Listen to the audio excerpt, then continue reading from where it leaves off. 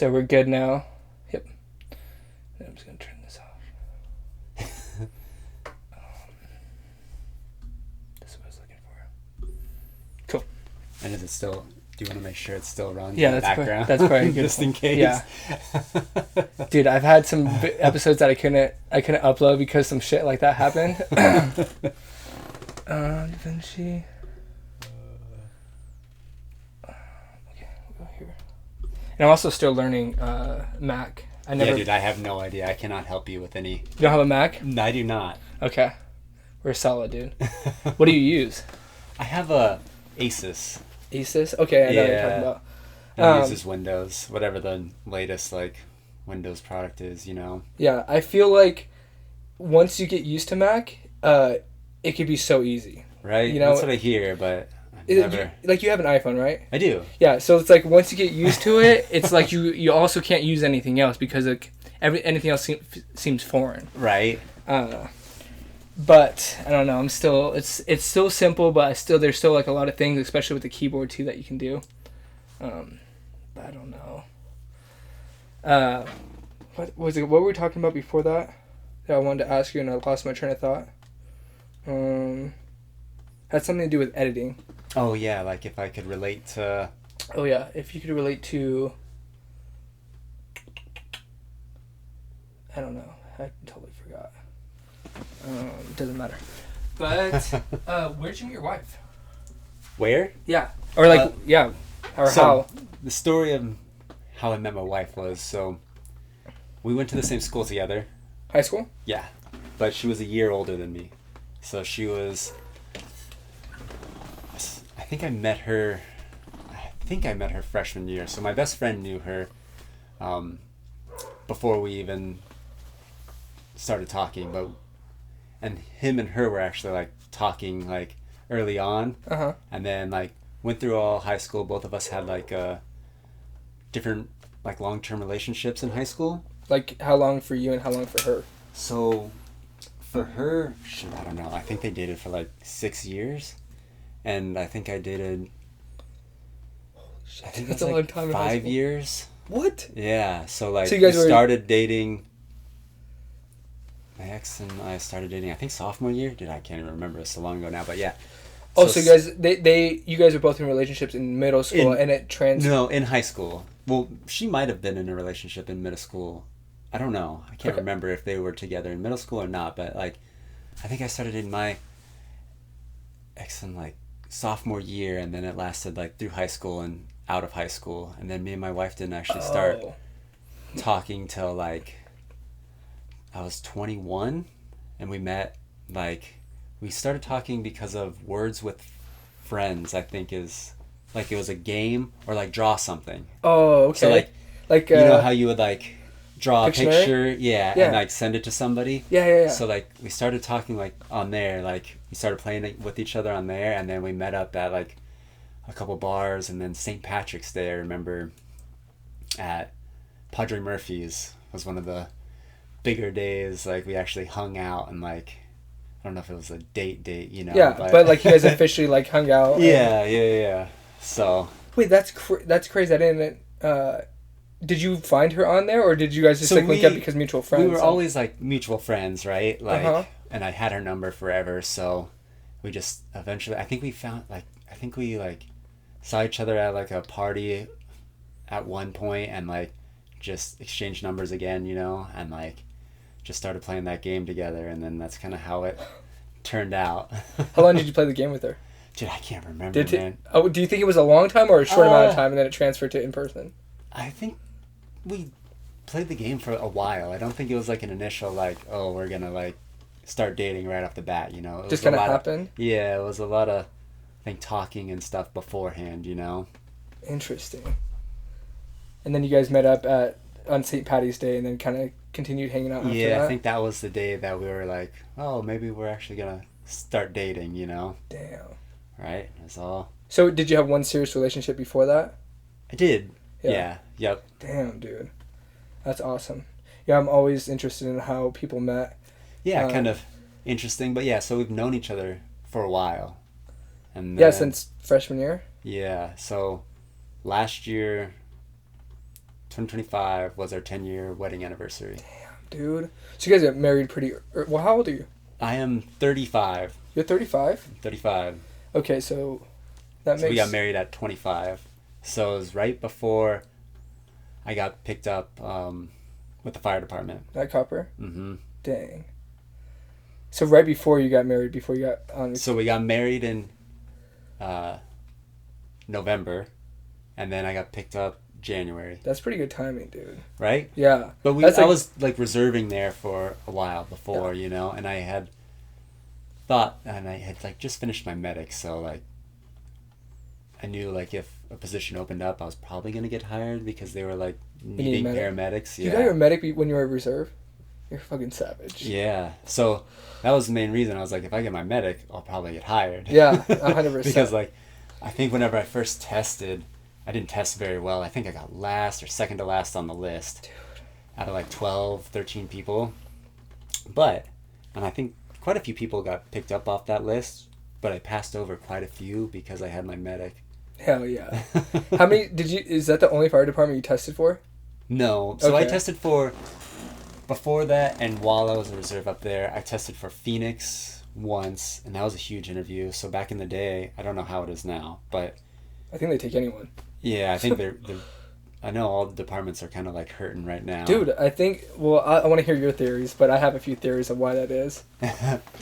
But so back then, they split it into 2 days. It was at the Phoenix Convention Center, and I think there was like 2,500 people like each day. Yep. Or maybe I went to one of those. Yeah, or maybe just even more. Maybe just like for the written, dude. Yeah. And for what, 50 spots maybe?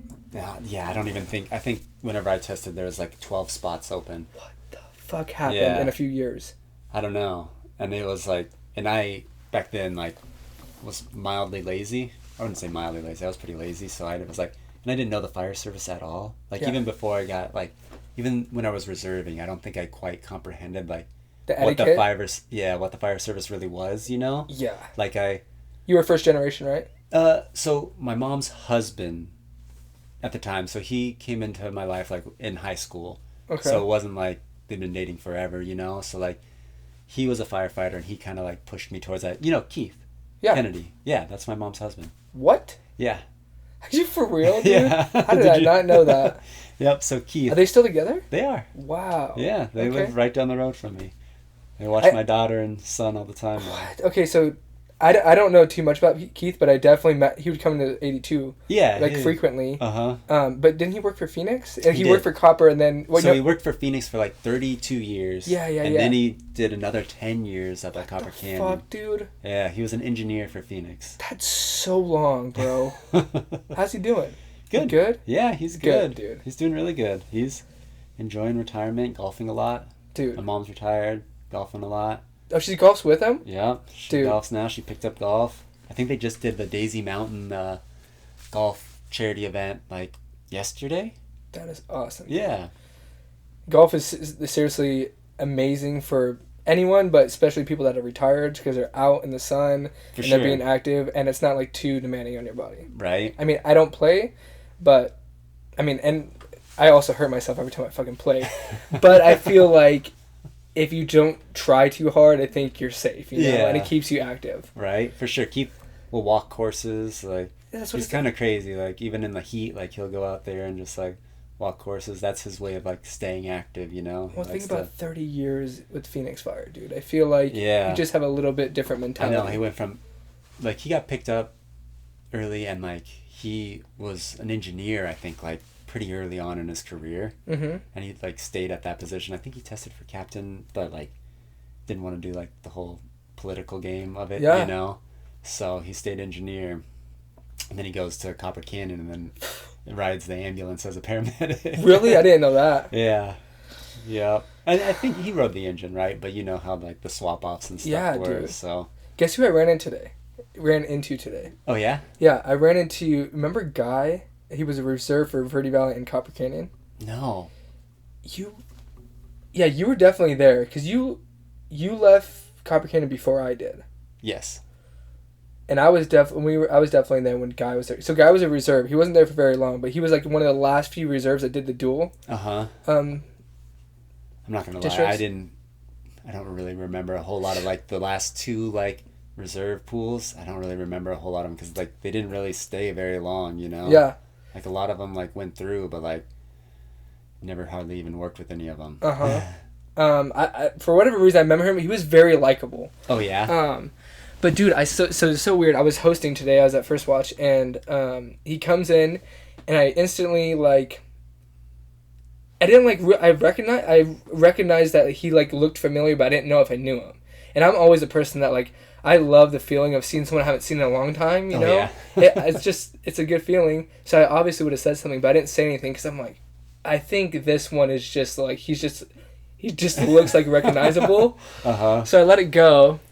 And he came up. He towards the end of his meal, he came up after the bathroom. He's like, Brandon Dorman. I was like, yeah, dude. I was like, how the fuck? And I was like, wait, it's Guy. Anyway, he's Jack now. Oh yeah. Yeah, he's been with Verde Valley for like 5 years. Oh really? Yeah. He's full time up there. Yeah, and then. Oh nice. And then they're about to merge.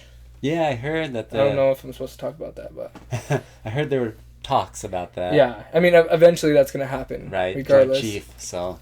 Yeah. It's kind of written, you know. Yeah, dude. Yeah, it was so interesting that I saw him. Every once in a while, I'll see some people that I haven't seen in a long time at that restaurant. It's by the stadium, so. That could be why. Like, pretty popular area down there. Yeah. Since we're on the topic, I wanted to ask you, do you have any regrets at all since you left the fire service? Like leaving? Yeah, and a follow-up. Dual question. And did you ever, when you were leaving, was there any plans for you to go back or not at all? So, plans to go back? No. Okay. I did not plan on going back. So, like, whenever I left, I was pretty much closing the door on the fire career. Mm-hmm. And I just recently pulled all my money from the public safety pension. Same. So that it's pretty much, that closes my door. Yeah, you're not going to fucking restart. Yeah, you know? I'm not going back in. Like, that was... Then going back to regrets. No, I don't regret leaving, but I have thought about, like, not going back, but, like, what it would be like to go back. Oh, really? Just daydreaming? Yeah, just thinking about, like, you know, you always think about, like, the good times, not, like, necessarily the bad times. And there wasn't a whole lot of, like, As it should be. bad times, like, in the fire service. Like, I really enjoyed working for Copper Canyon and for Daisy. Like, both of those, like, made me who I am today. Like, yeah. They both impacted my life so much, and I definitely wouldn't be here right now without, like, becoming a firefighter, you know? Yeah. So, like, I have, like, only good memories with both departments, and I think both departments are great, and the people that are there are great, you know? Do you think the fire service taught you, like, discipline? Oh, 100%. You didn't have it before? No. I was, like, so... Crazy. In high school... No backstory. I didn't play any sports. I ran cross-country, like, in grade school. I didn't like it. I tried out for cross-country. I didn't even try out. So I went to the tryouts for cross-country, ran, and I was decent at it. But, like, I saw, like, what it took, and I was like, I'm not going to do this. This sucks. Like, running sucks. So Look at you now. Stopped. Yeah, right? So I stopped doing that. I think I tried out for soccer one time, and, like, I stopped going to the tryouts again because I was like, this sucks. I think it's well, you're a little bit older than me, but I think it's a generational thing. But yeah, it quite possibly is. Instant gratification, dude. Yeah, right? So I didn't do any sports, didn't do any of that. I smoked a lot of weed, I drank a lot in high school, and that was pretty much, like, what I wanted to do. And I think that probably, like, factors into, like, how ambitious I was, which was not 100%. At all. 100%. Yeah. Because I probably smoked too much and drank and that. Yeah, because then you're just really content. Yeah, you know? I was like, this is fine. Like, yeah. This is easy. Yeah. What's everyone complaining about? Right. Like, what's all these problems? So, yeah, I didn't do any of that. I didn't really have any discipline, like, work discipline. Like, I didn't really hold jobs very well in high school. Like, I had a couple of jobs here and there. Like, I think, like, in high school, and I worked for, like, the movie theater for, like, 6 months, I think was, like, the longest job I had. Yeah, AMC 30. Was it dope? No, it sucked. Damn it. I mean... I always daydreamed about working in the movies. It wasn't awful, but like I said, I thought everything that, like... Was it work was kind of sucked? Yeah, but everything that I actually had to put effort into sucked. So... Fair. That was kind of, like, my perspective in high school. So I did not enjoy working. So I got hired with Hungry Howie's Pizza. That's my favorite pizza place. It was my favorite, too. Top 3, actually. And then I worked there for 2 days, and then I just stopped showing up. I was like, fuck this, I'm not making pizzas. So I did not have a very strong work ethic before the fire service. And so I did work at John C. Lincoln Hospital whenever it was John C. Lincoln before Honor Health. And I worked there for like 2 years as a patient care tech and patient sitter. So I went there, worked as a patient sitter, which you sat with like people that needed to be on like 24-hour watch. Like psych? Psych was one of them. ICU, like that type of thing? Yeah, like just it was primarily like psych or like sundowners, like old people that would like try and get up, or like fall risks that just didn't really know what they were doing, you know, like someone that had to be watched to make sure they wouldn't get up, and they didn't want to really put restraints on them, you know. Yeah. Was this in did you have in the mind that you're going to go into the fire service when you were doing that, or no? No, I was thinking nursing. Okay. So, okay, that makes sense. So I did the sitter thing for like, I think it was like 6 months. And then I got my CNA, which was like just like a class, I don't know, like 3 months, a semester? I don't even know. I think it was like a summer semester, so it was like pretty quick. And then I started working at the Progressive Cardiac Care Unit. And I think I did like a year and a half there. And then... Is it CNA? Yeah. That's a hard job. It is. It's a nurse, but without the pay, pretty much, right? Yeah. And the pushing the drugs and responsibility. Yeah, you don't push the drugs, but you clean the patients and do all that. So, a lot of baths, a lot of cleaning up poop, a lot of stuff like that. But still, dude, you were in the trenches. Job. Yeah, it was a good job, but like. Dude. So wait, why do you not hate that though? That was work. That was real work compared to other jobs. Yeah, it was. So. Or did you have a goal that you were working towards nursing? I think I just needed money at that point, because at that point I started like I moved out somewhere around there, and I was like, well, I need to like be able to maintain some money, because like back then in high school I lived with my mom, so like I didn't really have to like have money, you know, like I needed money to like pay for some food, but that was it, you know. Like $20 a week would like be fine. That's crazy, dude. So then I needed money, so like did the CNA thing for a while, and like my mom met Keith, I think, before that, and he was like, dude, you should try the fire service, because I didn't really want to work in the hospital after that. Like you would get there, you'd work 12 hours, and like you'd get there when it was dark and leave whenever it's dark, and I'm like, dude, this is kind of a bummer. Yeah, dude, that's really depressing. Right, it was long days and you hardly saw the sun, and like it's good. And I think I called in sick a lot. I always had like a potential to like use up all of my sick leave, you know? Yeah. Like within whatever time frame they gave you. So like I called in sick a lot, so I still didn't like fully commit to it, you know? But that was like your happy medium. Yeah, like whenever I didn't really want to go, I was like, well, I can miss today, you know? Like I didn't need a whole lot of money. Rent wasn't like too expensive, and I'm pretty sure during that time like my mom was helping me out too still. Yeah. So then from there, Keith was like, you should try the fire service, and that's pretty much where I got my EMT. Started working up at Copper Canyon as a reserve. Did Fire 1 and 2. Then started working up there as a reserve. And then from there I was like, fuck it, I'm already like in it. I might as well get my medic, and like just kind of worked through and got my medic too. Now that makes a lot of sense. Did the discipline come in medic school? Because that's a grind. Still not really, man. I still drank a lot. Like drank, smoked. I don't think I smoked weed during that time. I think I was pretty much done with all weed like right out of high school, pretty much. But like I used to smoke weed like in high school like every day. Wait, what made you stop? Dude, I don't know. I think I just like there was one incident where I thought I was having a heart attack. So I might have overdone it or bought something, because back then it was illegal and you had to buy it from like who the fuck knows who. You know? Dude, it could be laced. Yeah, so I don't know if it was laced or what, but like I remember sitting in my bed like rocking back and forth and like, oh god. Yeah. I think it was just a panic attack. And you just got through it though? Yeah, I got through it. I just sat there and then eventually fell asleep, you know? Dude, I'll have to tell you about mine in a little bit. Yeah, my first time, it was bad. Yeah, so that I think that incident pushed me over the edge, and I was like, well, I probably shouldn't smoke weed anymore, you know? Yeah. And then just stuck to drinking. I think eventually it humbles you if you use it too much, like anything. Right.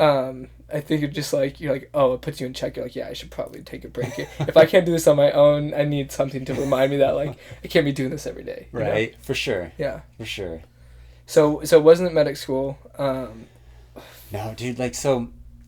Because Because you're super disciplined now if I look at you, dude. Yeah, and that didn't come for a long time.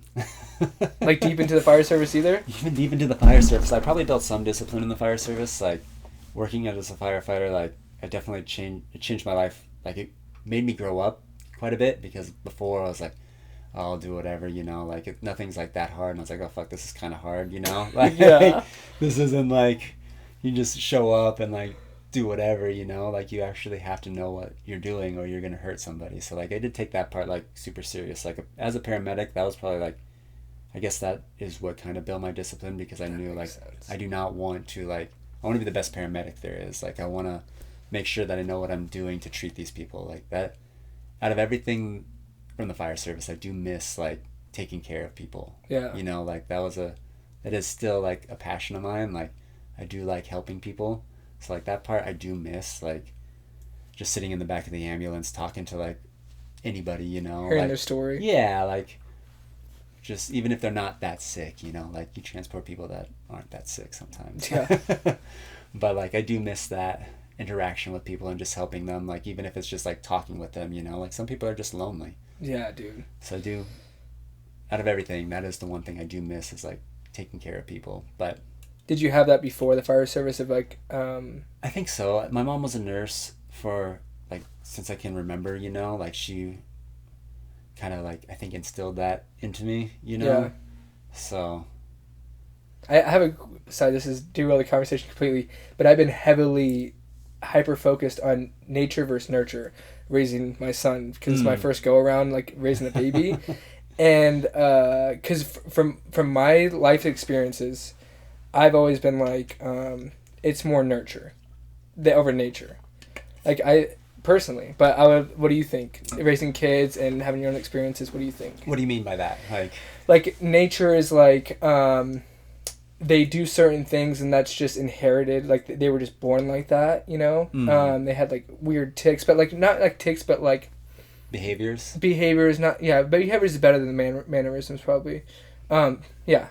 Or are they taught for the most part? I think a lot of it is taught. Yeah, I'll be honest with I'm you. like 90%, dude. I think there are certain circumstances where things aren't, but I think it's a lot of, like, and maybe it's not even, like, taught, but I think it's, like, also like foods and what you do with your kids. Like, if you put them in front of a screen, if you, like, feed them junk food, like, I think it goes into play. Like, they're probably not going to be, like, as focused as, like, a child that doesn't just watch TV all day, you know, and, like, actually has some, like, physical contact with parents, and, like, you play with them, you know, like, constantly, you know. I would still say that's nurture. Oh, because, yeah, 100%. Like, I think as a parent, it's your responsibility to take care of your kids, and I think that is a direct, like, how they act is a direct reflection of, like, kind of how you treat them. Yeah, 100%. And I mean, dude. there probably are some outliers. Yeah, there probably are cases where you can do, like, the best you can and it's just not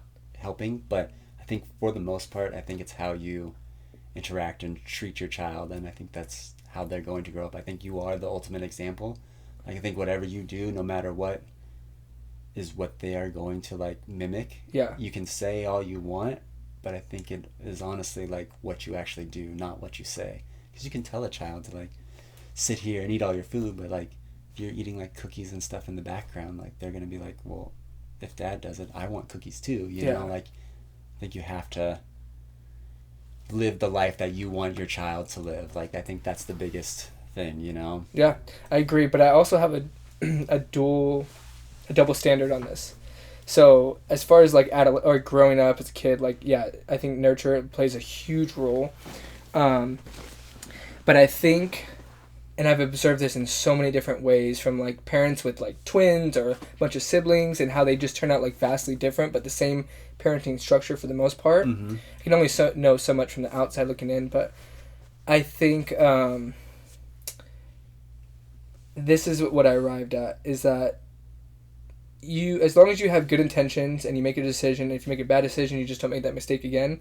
I think they're going to turn out how they're going to turn out, and that way you end up with not, like, having regret, but, you know, how they end up is upon them, you know, like, for sure, like, they can have bad influences from friends, or they just come across the wrong thing at the wrong time, you know. For sure. I think, like, parenting is on like a bell curve, right? Like you can be like super soft Mm-hmm. and you can be super strict, but I think there's like a fine line of like you need both. Like I don't think you can be so soft on them that they think they deserve everything in the world, right? Like there has to be some structure and some discipline in their life, or they're gonna turn out to be like think they deserve everything without any effort put into it, right? Yeah. And then I think if you're too hard on them, there's a study that I read, like if you're too hard on a child and you tell them exactly what to do always, then they grow up and they can't think for themselves. Yeah, then they can't then they're just waiting for somebody else to tell them what to do because you constantly have to tell them what to do. That's what I'm getting at here is that, and it sounds really cynical, but nothing really matters in the sense that like as long as you have good intentions and you try to do right every time, I think that's education is the thing that I'm going to push more or less than anything. Like I'm not going to force my kids to do anything that they don't necessarily want to do. Like if they're in a sport, I'll make them push through to at least experience it more than like a couple weeks. Yeah. You know, like hey, you're going to try it until like you make sure you don't like it, you know? Right. And that's fine, but like but what about education, like the traditional route? So I think like education is like so used to be my wife, for example, like we both drank and I used to smoke cigarettes back in the day. And like now we're sober, so like I'm not going to be like, hey, you have to be sober. Like I'm not going to tell that to my kids. Like they can make their own decisions, but I'm going to educate them like, hey, there are very, very bad adverse side effects of drinking, right? Like it's just as bad as smoking now. They pretty much, I mean, it's a little bit less than smoking, but like it causes cancer. That's proven now.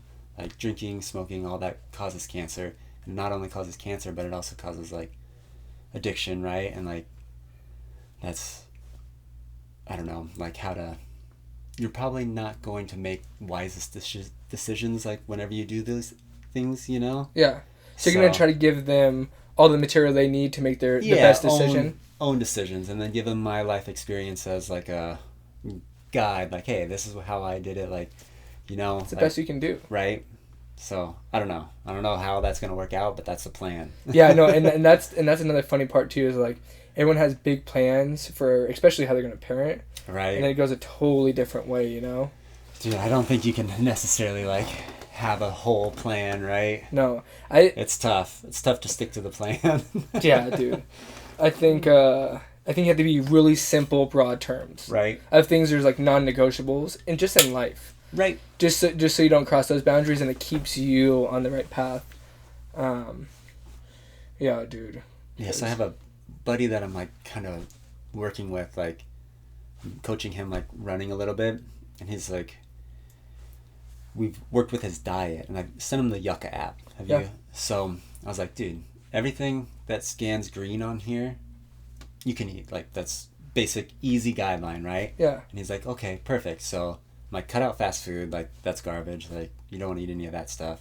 And like some restaurants are fine too. Like don't totally kill yourself on a diet, you know, like, but choose healthier foods. And he started doing that and implementing it with his like son, and his son like started getting like teacher's notes home saying like how his behavior has changed for the better. Like, oh really? Just weeks in, like he was able to like stand up and do the whole national anthem for the whole school. Like they chose him. Like just totally like changed his son's whole like behavioral patterns. Wow.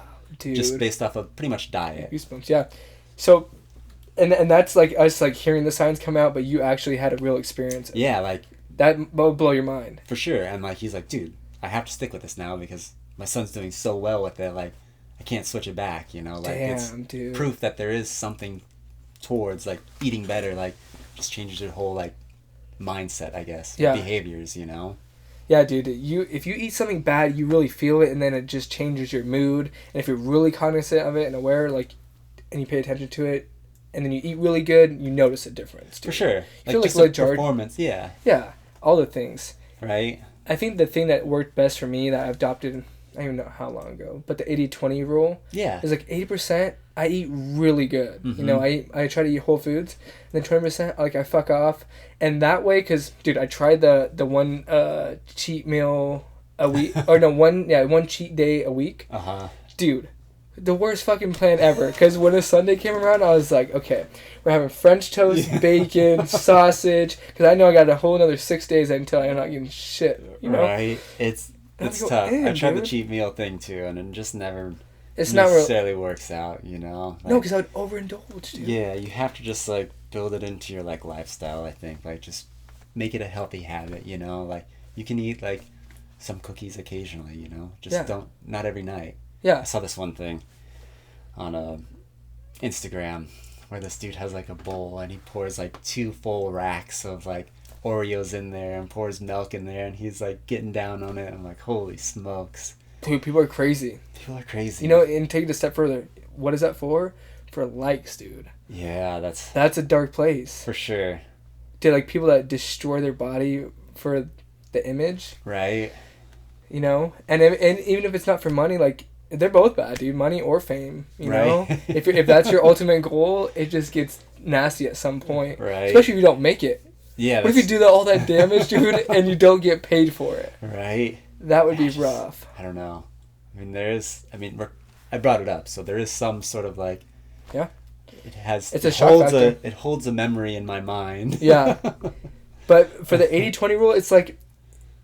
I don't have to... If a party comes up and there's cake or something like that, and it looks like a good cake, I can do it right now, but for the next 3 days, I know I need to eat good. For sure. Know? Dude, it's simple. Yeah, it's so simple to follow. And, like, I cook I think... Out of, like, let's say we have 21 meals a week, you know? I think I cook probably, like, 19 to 18 of our meals, you know? Hell, so, like, yeah. But they're basic, dude. Like, we pretty much, like, eat white rice all the time. My kids love white rice. Like, sushi, like, they like the nori and stuff like that. So, I do, like, rice balls with nori and stuff like that. Salmon, they like the salmon. Thanks God to your wife. But it's what you expose them to, you know? For sure. And that's my wife's mom definitely, like, helped expose them all to that kind of stuff. Is she very traditional? Is she Japanese? She's Japanese, okay. Yeah. So, I wouldn't say, like, super traditional, but she does cook good Japanese food. Yeah? Damn. What's your favorite Japanese food? Or dish? Oh, curry. I like Japanese curry? Japanese curry, with a chicken katsu. So, like, it's like a breaded chicken. Yeah. Mm-hmm. Oh, shit. With, like, curry and rice. It's good. Does her mom make that, or does your wife? She does.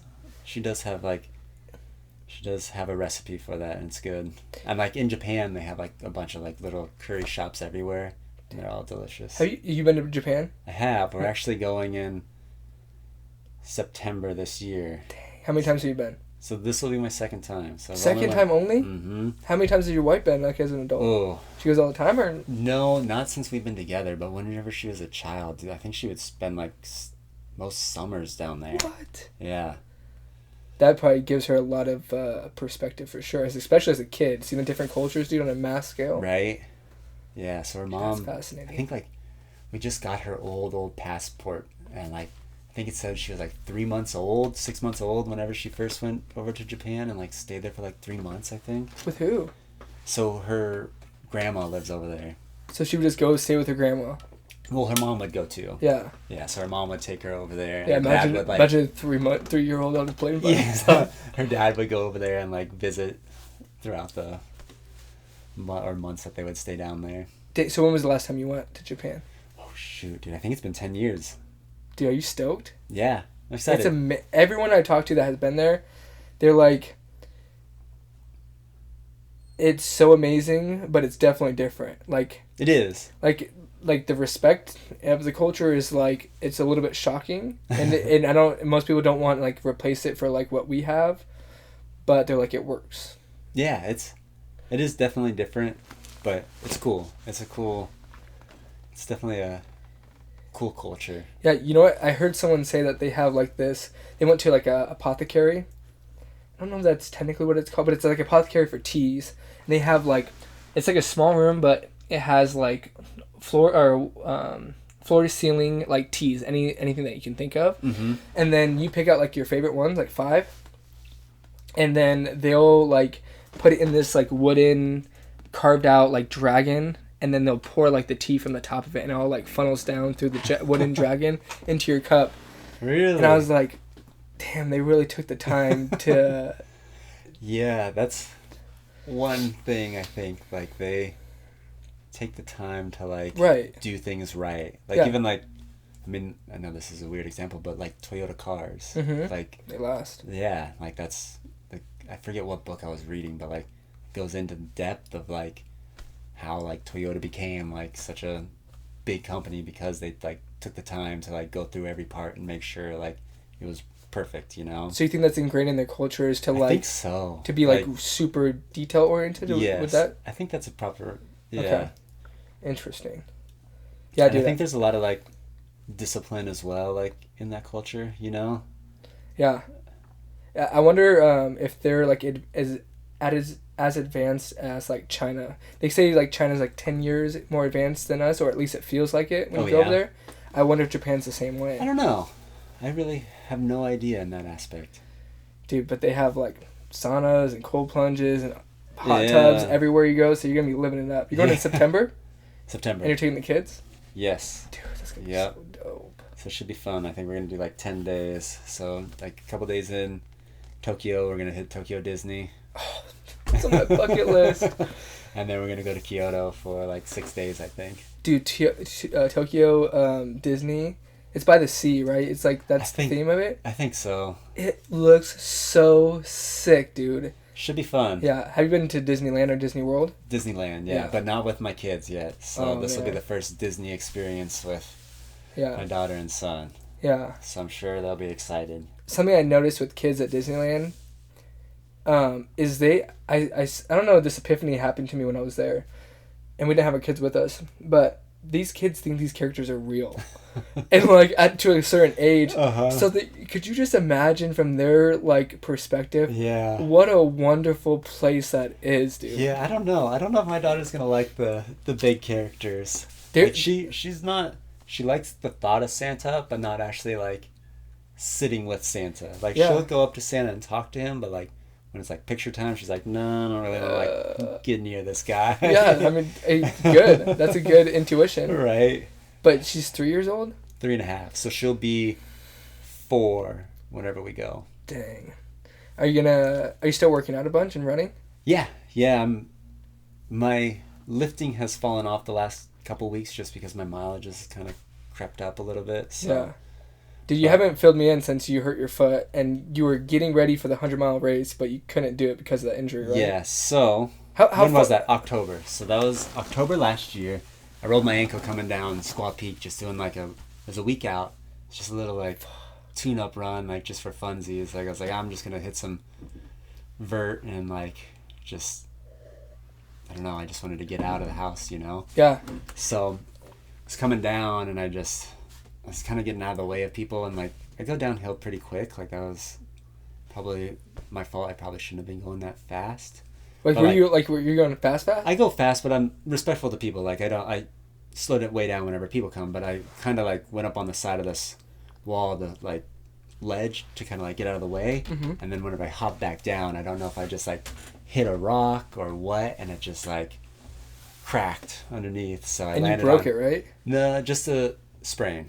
Okay. No break, thankfully, but like it was like swollen, like the size of a grapefruit. Maybe not a grapefruit, maybe like an orange. Yeah, no, I saw super swollen, I saw a video, bruised. dude. It was rough. Yeah, couldn't run on it, so I couldn't run for like 6 weeks, pretty much, and even running after that kind of sucked. But so like started running after that again. I missed the race because it was only a week out, and there was no way I could go. Like I even asked I went to like a physical therapist and stuff like that. One of my friends was the physical therapist, and she was like, "Should probably work with you." I was like, "Well, let's see how it goes." And then I ended up going to the doctor's office, like the, what do they call them? like orthopedic. Yeah, orthopedic. Maybe orthopedic doctor. Yeah, I think so. I think so. She put me in a boot for a while, and then like a splint for a couple weeks after that. So once I was in like the soft splint, I started kind of like walking again and kind of like mildly jogging, and then I went and I signed up for a 24-hour race. So I ran like my first long run back from injury. I ran like a little marathon around my park because I had signed up for this race. I'm like, I'm going to be better by this time. And I think it was December 6th was the race. And I ran like a little marathon to test out the ankle, and it held up fine. So I was like, all right, I'm gonna do it. So I signed up for it, and then I did the David Goggins 4x40, 4x4 48 or something like that. 4x4x48. Yeah. Just to like test it out again, you know. How'd that go? It was good. So I bought some new shoes. Fuck. Did you break them in during it? Yeah. So like normally I'm okay with like running shoes. I don't really like have to break them in that much. You know, like they're normally pretty solid. And I bought some new shoes that I'd never worn before, of a different brand. Yeah. And I was like, I'm gonna test these out, you know. And it was probably a mistake. I did not like those shoes very well. They gave me like shin splints. Yeah. So I had to go back like halfway through the 4x48. I was like, I'm gonna go back to my old shoe. So I ended up going back, and it was fine.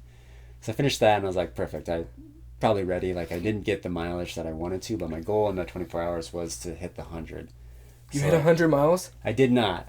I hit 85 in the 24 hours, and it was rough. So like 11 hours in, I was on pace. I was thinking at mile 50, I was like an hour and 30 minutes ahead of schedule. So I was crushing. I was like, dude, this is going to be easy. What's your pace at that point? Oh, dude, I don't know. I think I was holding like 11 to 12, somewhere in between there. Damn, dude. And like, it was good. I was feeling great. I was like, dude, this is awesome. Like, love this. And like, the longest I had ran before that, like, hour-wise, was like just right around 14 hours, just under 14 hours. So I kept going, then started like pour rain. Oh. I just pour rain, and it was, forgot to describe this race. So this was the Fat Ox race. Yeah. It is a 24-hour race. There's multiple different races going on, but I chose the 24-hour one, and it's a mile like paved loop, and you just do this loop constantly. That's worse. That's worse. For 24 hours and see how many you can do, right? So like crushing it, doing really good, like felt great at that point. I was like, oh dude, I'm gonna hit this easily. I might even go for like, I had like 104 in my head for some reason. I was like, I'm gonna hit 104 miles. That's what I want to do. And dude, it just like started pouring rain. My feet got kind of messed up, and then like I just hit a wall. I bonked hard, and I don't know if it's because I didn't eat enough or I just didn't train hard enough. I felt probably like it was undertrained, like just because I hurt my ankle like before, and I only had like a month and a half to like, maybe even just a month to like actually like get back up to training after like taking solid like couple like 6 weeks off, you know? Yeah. So maybe I only had like 3 weeks to get back into shape. So there was still something there. So like the first like 50 miles I was good, like solid, felt great, eating well, like my stomach was fine, and then it started to rain. People left. There wasn't a whole lot of people left after that. How many people started, and then how many people were at that So there wasn't that many people that did the 24-hour race. So in my classification, I think there was only like 14 people that were running the race that I was running. That's not a lot, dude. Right? And then there was a whole different, like, the USA Track and Field, the championship, or I don't know if it was a championship or not, but like they were hosting a 24-hour race too within that race, so they all started with us. So there were some people that were like, I guess, maybe pros running, but you ran under like the USA Track and Field race. So I did not put in for that because I didn't know what that was, you know? Yeah. So I did just the regular 24-hour. And one thing I did know, so like you could run either Friday or Saturday, and like 4 or 5 people had ran Friday, so they were already done by the time we started. So I already knew like what their distance was, right? So what I had to beat, and there was 84 miles. Really? One lady had ran 84 miles, and I was like, well, at this point, I'm definitely going to beat that, right? Like I'm going to, I'm going to beat that. So we were going, and like I kept looking at my phone, right? And there's 2 people that were ahead of me this whole time. They were like, they had me beat by like, I think at like, before it started raining, I think they were probably like 6 or 7 miles ahead of me, and maybe another guy like 10 miles ahead of me. I was like, oh dude, I'm not gonna catch these people. Like 10 miles ahead? Yeah, they're going. They're gone. Started to rain, and those 2 people left. What? Yeah, they took off. So that's crazy. That helped me in the long run. For sure. So it started to rain, and then like I was like, no matter what, I'll be able to always hold like a 15-minute mile pace, right? Like I figured I could walk that fast, right? Yeah. And it was like that for a while. I started walking. Oh no, that's when it gets dicey, huh? And then, dude, the night fell. I was like, holy smokes. And I've done night runs and I've ran during the night, but I've never ran all day and then ran all night. Yeah, dude. So that was different, and my body was just like, I don't think we want to do this anymore. I'm like, fuck it. So I kept going. I think I tried to nap for like 15 minutes at one point, like whenever I was at like 70 miles in, and it just didn't work. I was like cold and shivering in the car, and I was like, fuck it, I'm just going to go back out there and just at least walk. Yeah. So I just like continually walked, and like at a certain point I couldn't jog anymore. My feet hurt. Like I didn't think I would ever get to that point of like, I can't, but like really like pain. Yeah. It hit me, and I was like, oh dude, I'm done. Like, at what mile did it really feel like I'm cooked? So I'm telling you, like, the night sucked. Like at 2 a.m. to like 4, 5 sucked. How many hours did you run? 24 hours. Oh, you made it to 24 hours? Oh yeah. So you're seeing how many you can do in 24 hours? Yeah, I just kept going. I didn't sleep. Like I said, I stopped for like, I think my longest break was like 15 minutes where I tried to like take a little like nap, and I couldn't. So I was like, fuck it, I'm just gonna go back out there. So I so wish you had a fucking Whoop, dude. I want to see if you were like, what your stats were like, dude. I had my Koros on. Okay, what is that? So this is like a Garmin. Okay. Uh-huh. Does it tell you like your HRV or anything like that, or no? It does give you like some stats. I don't know if I'm sure I could probably find it somewhere in here. Because I'm curious if like your body's like, what the fuck is going on? Are you dying? Let's see if I can go. I can't believe you made it a full 24 hours. Like, were you like dead set? Like, I'm gonna make the hour mark no matter what? Oh yeah, I was like, I'm gonna keep going until I can't go anymore, and I just walked. What I would say, and I think everyone would agree with this, that what's the most beneficial thing from like ultra marathons is the mentality that you get from it, that you build from it. For sure. Oh, here we go. Here's my stats here. So I did 85 miles. Okay. In 23 hours and 42 minutes. My average pace was 16:43. Best mile was 10:57. Average heart rate was 127.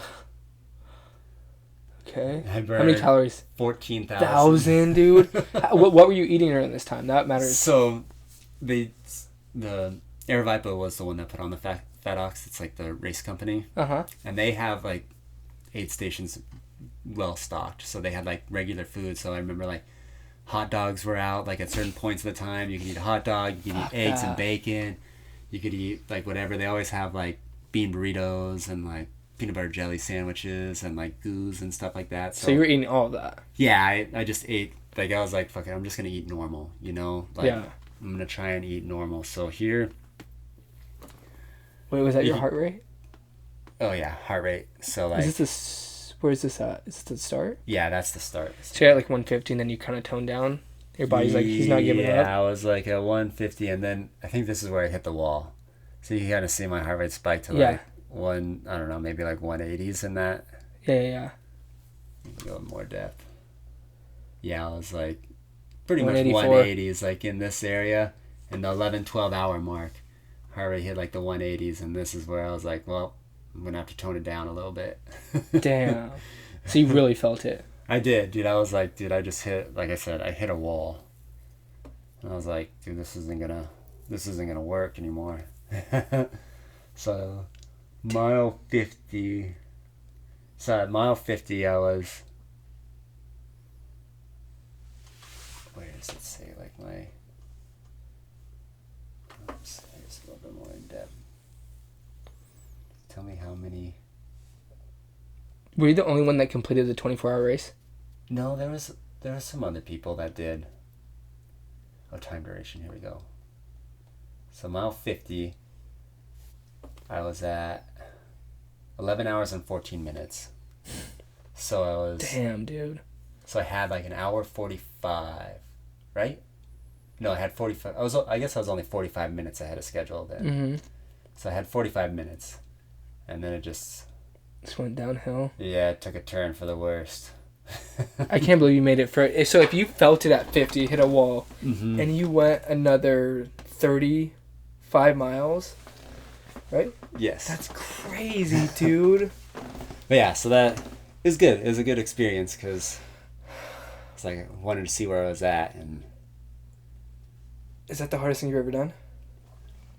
probably one of the hardest. Like I wanted to give up a lot. Yeah. But thankfully, like so I knew like I needed to hit 85 laps. Yeah. Because I knew if I hit 85 laps, I would get first. Okay. Because I knew those other people had left, right? Yeah. So like at a certain point during the night, I was like, they're not running anymore. So I was like, fuck it, I have to go. Like I have to keep pushing. So I did exactly 85. That's so happy. Who's there to support you at this time? Is your wife? I know the kids are. That's a long time, dude. So I had a buddy that sat out there the whole time with me. Damn, who's that? Chase. Chase. Dude, how long have you known him? I met him in high school. Oh, you guys been friends since high school? Yep. Is he a runner too, or you just come from No, more he's support? just like, he was my moral support guy. Damn, that's hype. So he was dude. there just kind of like helping fill water bottles and stuff like that. And he would go sit in the car, sleep, and then come help me out. Dude. Yep. The problem with like ultra marathons is like there's no stopping, dude, because you want to keep going. So where are you at right now? Are you gonna keep doing them? Yeah, so did that. And then I transitioned from like ultras to like the high rocks training. Yeah. So me I and saw Chad and I did the high rocks January. Well, I did a marathon in December, the end of December as well. I did the Phoenix Marathon, I think 2 weeks after I did that. Recovered fine? No, not really. Like, I still PR'd the marathon. I did like, and I was selling like the Suffer More gear the day before at the expo. So I was standing all day. I didn't eat anything. So it definitely wasn't like most prepped for the marathon, but I still did good. I think I did like 350. 350? Damn, like right dude. there, 349, 350, something like that. How I fast think. is that per mile? Do you know? Right around a 9 minute, I think. Nice, dude. You want to hear something crazy? When I did, I've only done one official half marathon. And then I did rim to rim to rim. That was unofficial though. But during that half marathon, it was like the rock and roll, whatever. Mm-hmm. Dude, I would. So you know how they put you in like different like sections Corrals? of like corrals of like Uh-huh. like who like what You your did a time big is. one. Yeah. Yeah, and so I'm like, I'm gonna be with the big dogs. I'm gonna overshoot like what my actual time is and see how it goes. Because you want to run with the fast people. Yeah, because I've known about myself if I have like a landmark or someone in front of me, like I can really push it. And so my fastest like mile time ever was like maybe a 6:20. Dude, for 13 miles I ran a 6:10. Dude, that's very impressive. And I was like, what the fuck? And I didn't know I was running that fast until I got done. And I was sprinting the last, like, half mile to finish strong. And I looked down. I was like, there's no fucking way. That's impressive. I think, I don't know if it's just a me thing, but, like, I really benefit when being around other people. For sure. Because it's just like it's a visual goal in front of me, you know? I was like, Right. and as a visual goal, I was like, I can't let this fucking person pass me. No fucking chance, dude. And so I'll just die on that hill, but... Yeah, it's crazy. That's impressive.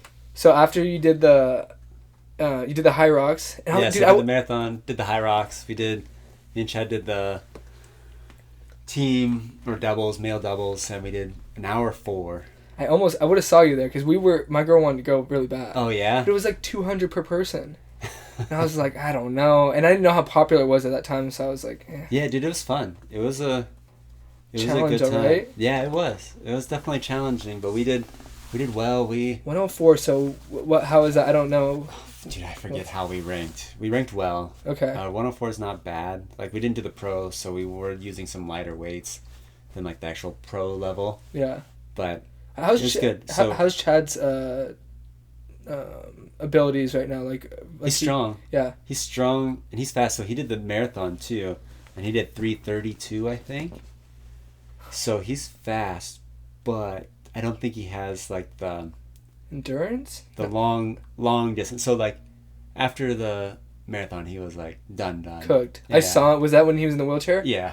Yeah, dude. But he gave it all he got. He did. He crushed it. He beat Okay. he PR'd on the marathon. That was like his main goal, and Fuck he did yeah. it. So like, he Respect, Chad. He did. He crushed it. But I don't think he has like he's faster, and like he can still run long distance. I mean, a marathon's not like short distance, No. but I don't think not quite yet. I don't think he has built up the time on feet just to be able to last like over 24 hours. You know, like you have to put the time on feet. You know, so he's training. I think he's building up right now, because I think we're trying to plan something at the end of the year. Okay. But I don't know how. We haven't logistically done all of everything for it yet. So are you simultaneously like recording and making content for your company while you're doing this? Because I mean, dude, you're really putting in the work, and that's how you started the company, right? Yeah. So kind of. I've fallen off a little bit on like doing content and stuff like that, just because Training, dude. Training, yeah. So like I'm at like 45 miles a week right now. I've just been slowly building back up, you know. I think yesterday I did 16.5 mile long run, and then today I did like a 5 mile like recovery run. I think that put me at like 42 miles this week. So just trying to build back up for the end of the year. So the goal is 100 miles at the end of the year. And So Chad's kind of shooting for the same thing? I think so. So that's our plan. We have something planned if we can figure all the logistics out for the end of the year that we'd like to put on. So I don't want to say anything yet, because I don't know if it's going to quite play out how we want, but I'll let you know for sure whenever we figure everything out. So if that doesn't happen, then I'll probably do like the 100 mile that I had originally planned on, like Stagecoach or Saddles 100. Okay. How do you feel about hiring like a content creator for one of those long things, dude? Yeah, so we have spoken with some of the guys that have helped us like do some video stuff in the past. So if we do like the event thing that we're planning, we'll definitely hire somebody to film it and kind of make it into something more than we could do by ourselves. Yeah, you can't let that go to waste, because that's right. Just for one. I think it works on like many levels. For one, documentation that you did something really hard, you can look back on, you can show your family. For sure. And then like you're building a brand on like to really persevere and like show the people that like what's possible, and they really see you struggling. I don't know. I think it's all the right things. Right. So I hope you can like utilize that in that way. Yeah, definitely. So trying to get back into like, I've fallen off. I don't think I've posted in like a month now. So I need to get back into that just to like tell the story, and then that helps with the brand too, you know, just anything that I can relate to that, and like my running journey, you know, just how training's going and with the kids and everything. So like I said, like wake up at 4 o'clock in the morning, work for like an hour now, and then like I'll run for like an hour or an hour. Such a good routine. I'm envious. 15. Yeah, that's the goal. 4 o'clock. Pretty much every morning, besides rest days. Sometimes I'll sleep until. Fuck, I'm fucking up your schedule right now because you need to go to bed soon. We can wrap this up. No, you're good, man. It's all good. Actually, tomorrow is a full rest day. Oh really? It is. So I'll probably lift. I'll probably get back into my lifting routine. I fell off on my lifting routine the last 2 weeks just because. I don't know why. I just got a little lazy. And... That happens, dude. Dude, you're doing a lot.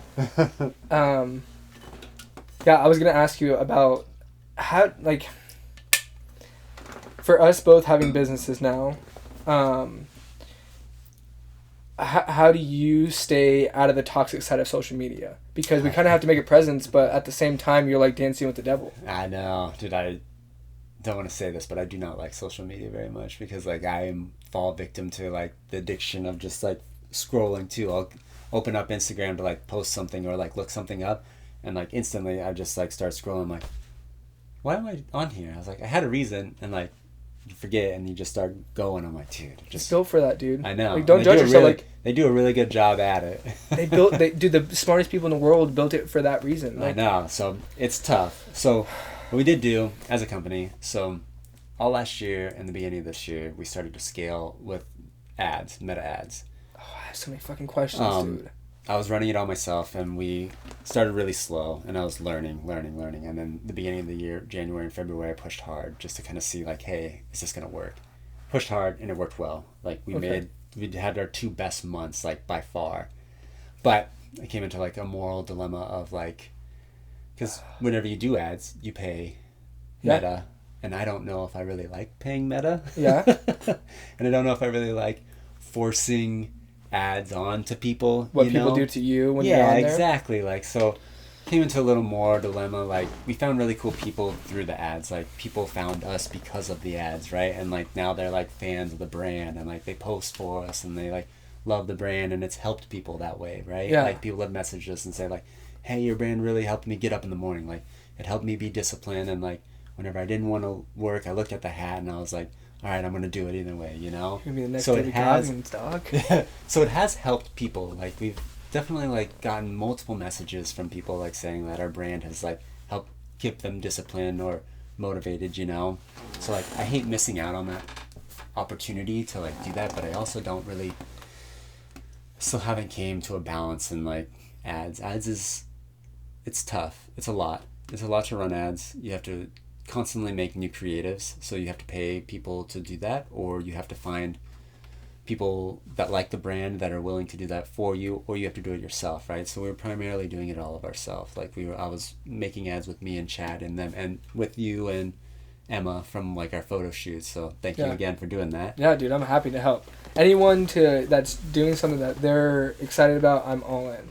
Right. So yeah, we were using that content, and, like, it's tough to just continually make content. So how, like, Good job. ads work now is, like, let's say you have me sitting here and I have this hat on, and you, like, post that as an ad. So, like, you would have to drastically change the ad to make it go out to different people. So, like, if you just changed my hat, or, like, I sat forward and, like, did a different, like, pose, Yeah.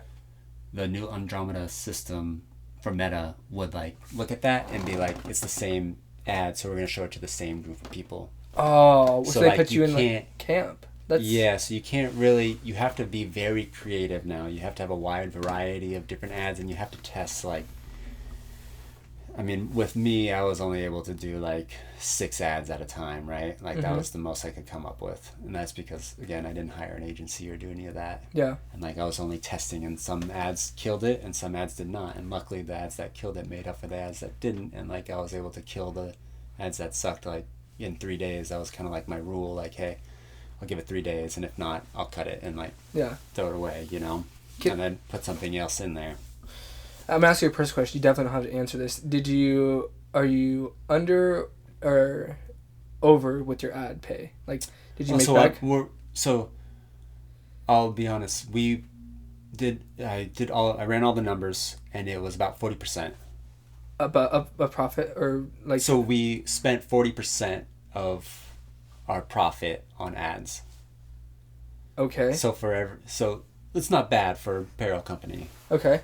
So let's just say from 100% of the let's say I sell you this hat for $38, right? Okay. So, like, let's use an easier number, $100. Okay. So 40 of those dollars were going to Meta.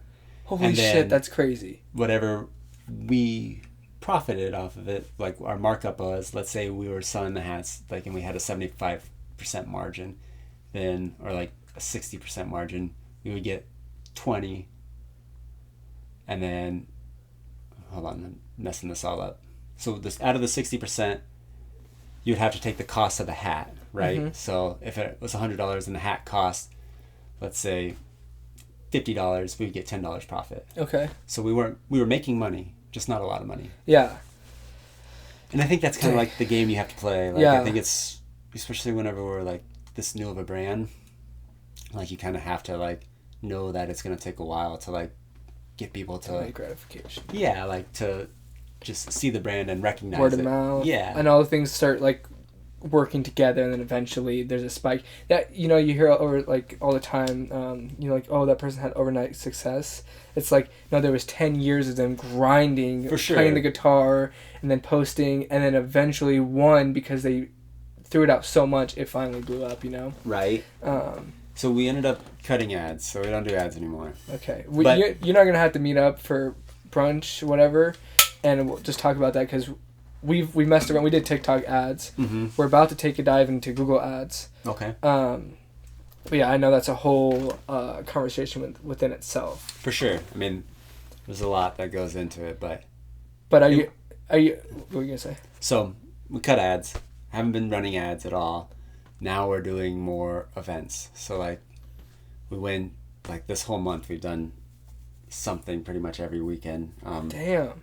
And it was like one we hosted like a workout, I guess last month now. So we hosted a workout. We went to a run up in Sedona, like an ultra. They had a bunch of different. It was like the Sedona experience. So we went up there, sold there, and then last weekend we did 2 days at the Cactus Man Triathlon. So that was cool. And that's what you get to see, like people. Yeah, we get to face. hang out, build a community. That's kind of like what we want to do more or less. You know, like dude. build a community and Local. like actually talk to people. So we're gonna start local now and just kind of see how it goes. But I'm not saying we won't ever do ads again. But right now we're just taking a break, and I think there's definitely a place. Like I think you kind of have to run ads to like scale. You know, I think at this point in at least apparel brands, 100%. you know, like that's how all the big brands like do it. But we're all bootstrapped, you know, like so it will pay off, dude. Self-funded, so like we have to at least make money back, you know, and which we did okay. And I don't know, maybe 40% isn't great. I don't know, dude. I have no idea. It's 40% just seemed like a lot to me, but it is. I mean, it is a lot of money to put, but I think ads are it's expensive. Yeah, I've been looking into it. And you never know if it's gonna hit, you know, like if you could put all of this work into one ad, such a gamble, dude, and then it just flops and you're like, well, and then you put something out there that like you think is not gonna do great at all and it actually like crushes it and you're like, dude, I don't know why that worked. There's two things I really want to ask you on that. Like, I'll ask you this first. So let's say Suffer More becomes a multi-million-dollar company, what does your life look like at that point, like for you and your family? I don't know. So ultimate goal would be like, I know my wife loves her job, but it'd always be cool to like both parents be home with the kids, you know, like, so I know that'd be busy on me. Like it would kind of be like a transition to that, but like I don't know how that would work out. I'd have to see. Transition for what though? Like a transition between like what we would do with our kids right now, because I'm full primary care of our kids, you know. Yeah, but then they would go to school probably by like that time, you know.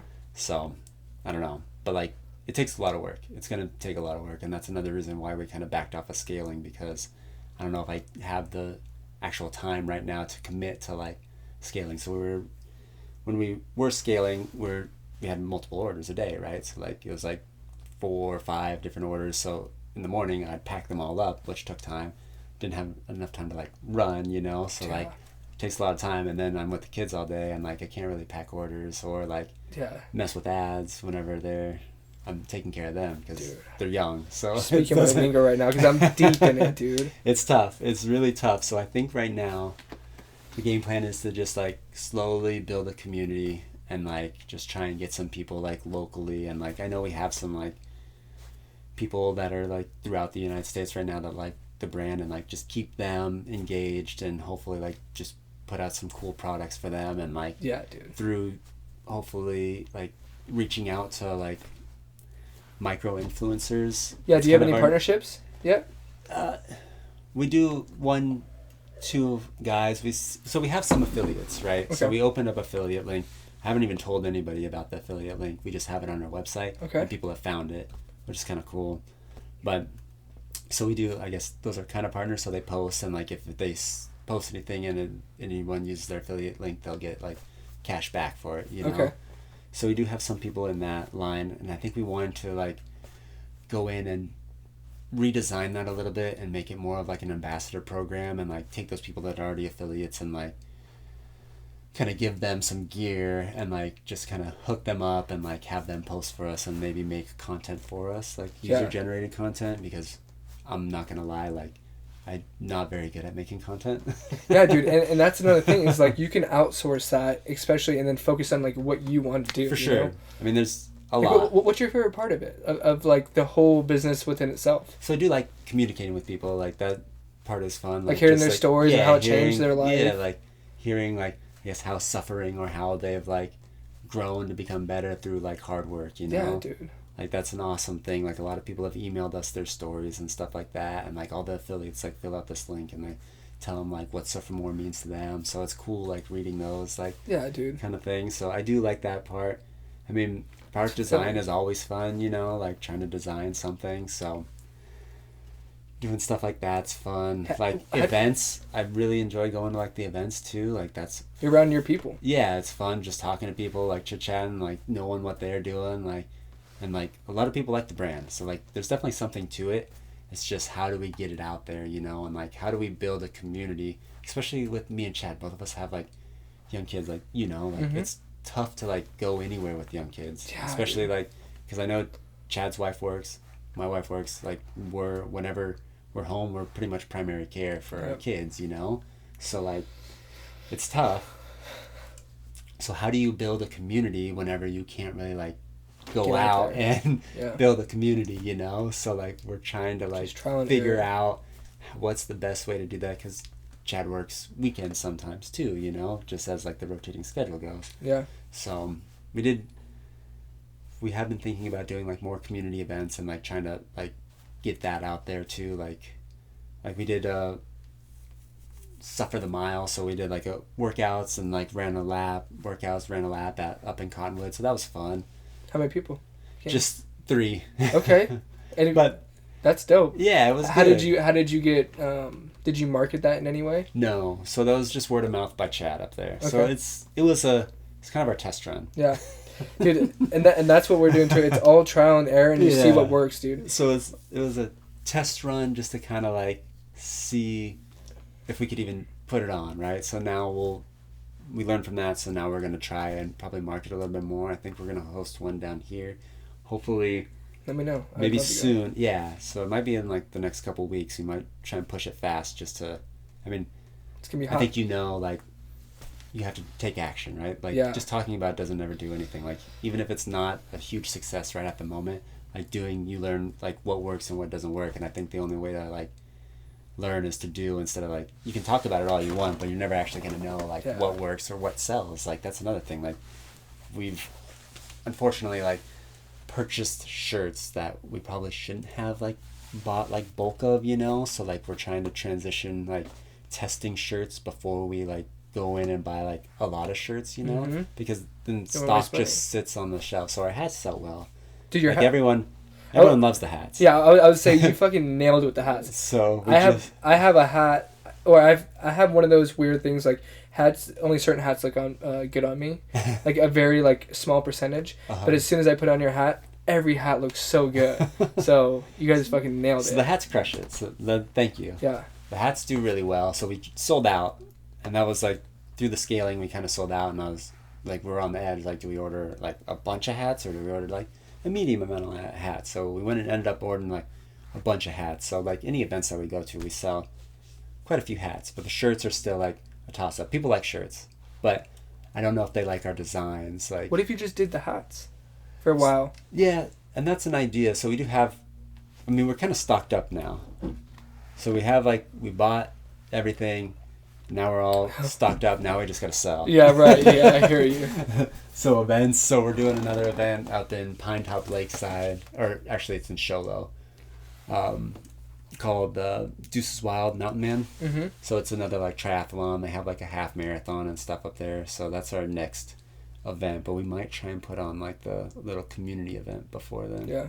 And might try some different marketing tactics, like printing flyers and putting them at like local gyms or like something like that, just to kind of see if we can drum up some random people, I guess. I did some flyers recently, and it was a huge success. I wouldn't say a huge success, but we had like over 300 people sign up for a newsletter in a month.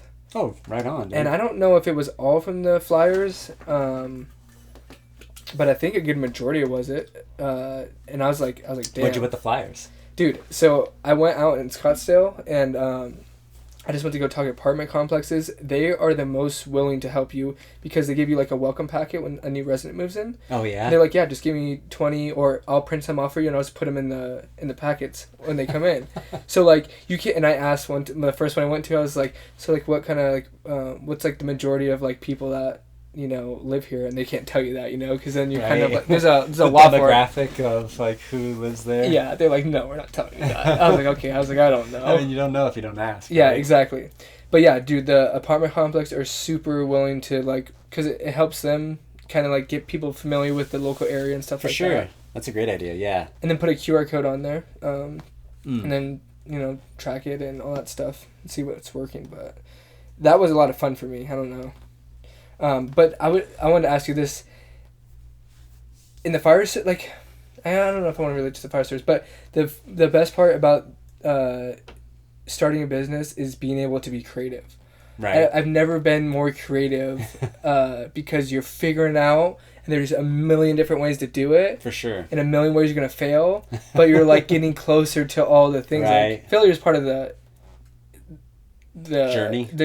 Like it's necessary, I think it is. I mean, it has to. It has to be. Like, you don't know unless you try, right? Yeah, but don't you feel so good like creating and in knowing that it's coming from you, like thinking things For sure. through? Yeah, it's kind of cool. I mean, like, there's people all over the United States like wearing gear that we made up ourselves. Yeah, and now they have a story attached to it and all these Right. things. Like, Yeah. that is so. I think.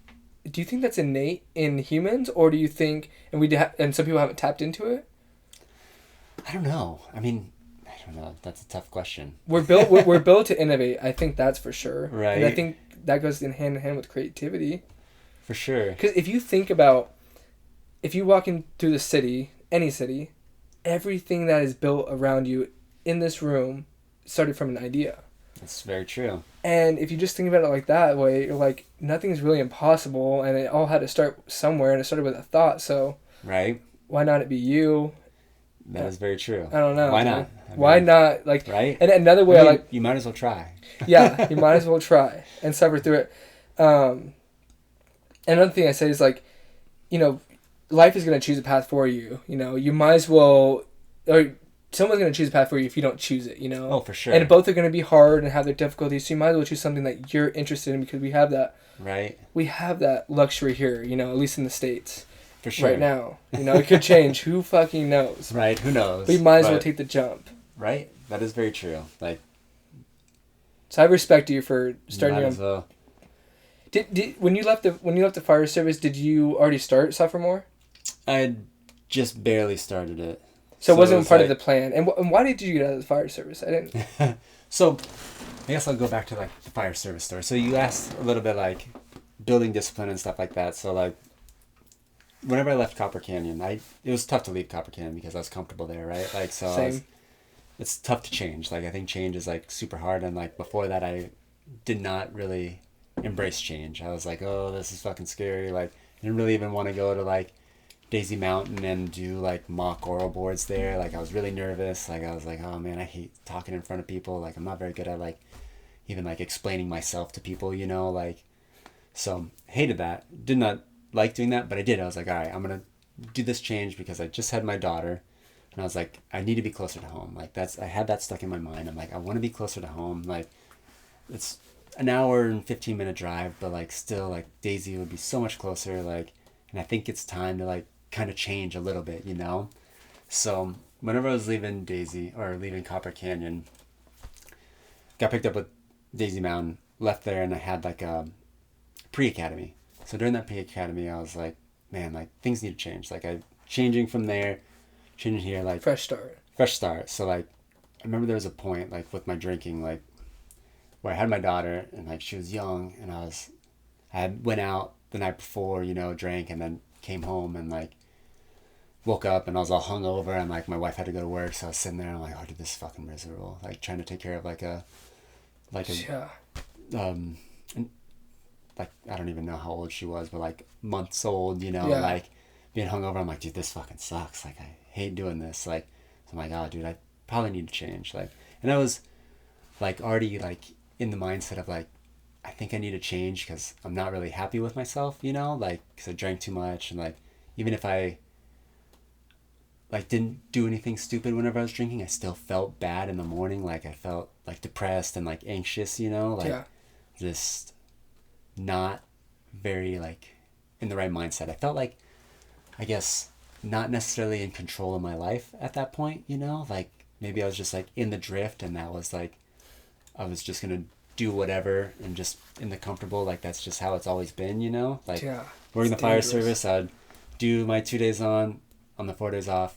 I pretty much like lived to drink. Like I was like, all right, so now I'm gonna like go out and drink like during the 4 days, and then I'd go back to work, come home, pretty much drink, and that was like kind of like my thing. I didn't drink every day, right? Like I wasn't like alcoholic like every day, but like whenever I did drink, I drank like excessive amounts, so like blackout or close to blackout, like not every time, but like pretty close to every time. And like so I knew that wasn't good for me, but that time I thought alcohol was like maybe my only option of like let loose, like make me feel happy, you know, kind of. It's the only thing you know. Yeah, like that was what gave me like the most dopamine hit, and like that's what made me feel good, you know. So like that's like I thought that was my treatment, not the drug. Yeah. If that makes sense. Yeah, no, that makes sense. Sense. Like so I smoked probably like a pack.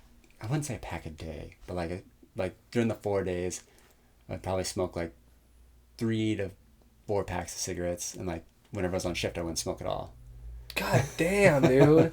So that's a crazy cycle. Yeah, so I would just put my body through that like full cycle, right?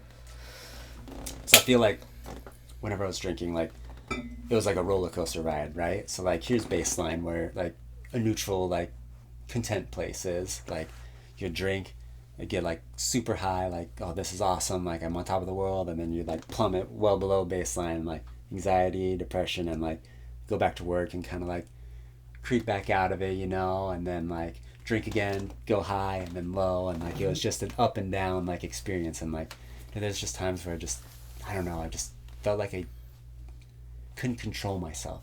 And I don't know, like it's not like I did like weird things, you know, but I just felt like I wasn't in control of my life, I guess. Of anything? Yeah, like I drink just to like skirt responsibility, because I knew like whenever I drank, like I couldn't do anything else. You know? Like I'm here now. I might as well just drink. You know, like I didn't have any responsibility once I started drinking. Right. So came a point, and my wife stopped drinking. Like I remember this specifically. So I had quit Copper Canyon, and I was doing like the pre-academy with Daisy, and at that point I'd like started to be more disciplined in like lifting and stuff like that, because I was like, if I get hired with Daisy, I'm gonna like go all in, right? Like I'm gonna work out. So I was doing skills courses all the time up at Copper, and like they knew I was like testing around, you know, so like they're super cool with it. Like they would do skills courses with me, and like we'd work out, and excuse me.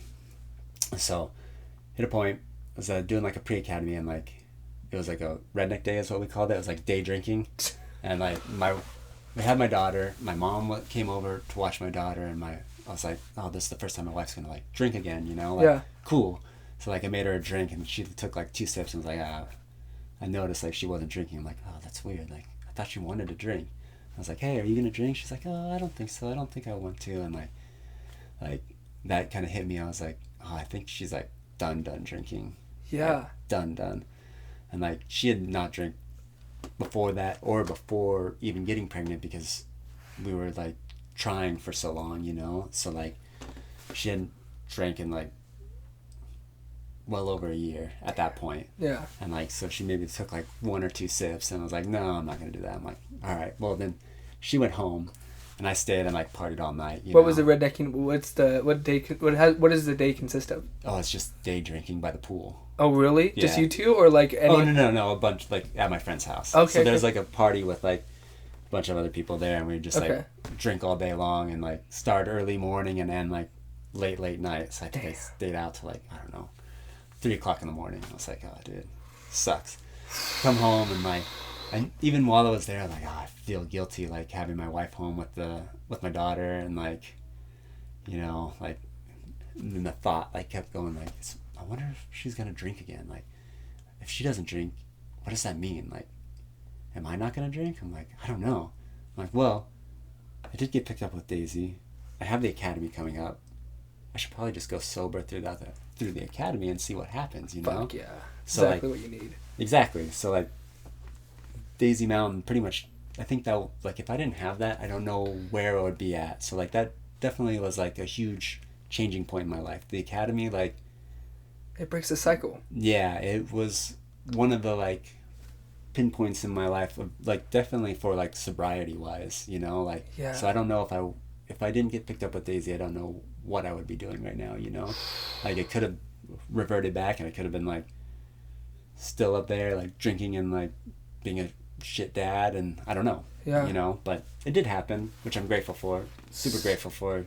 Daisy, I don't even know if, like, people at Daisy know or understand, like, how much that impacted my life, like, getting picked up there and, like, working there. I know I didn't work there very long, but it definitely made, like, the way you talk about it every time when you talk to me about it, like, you were super happy.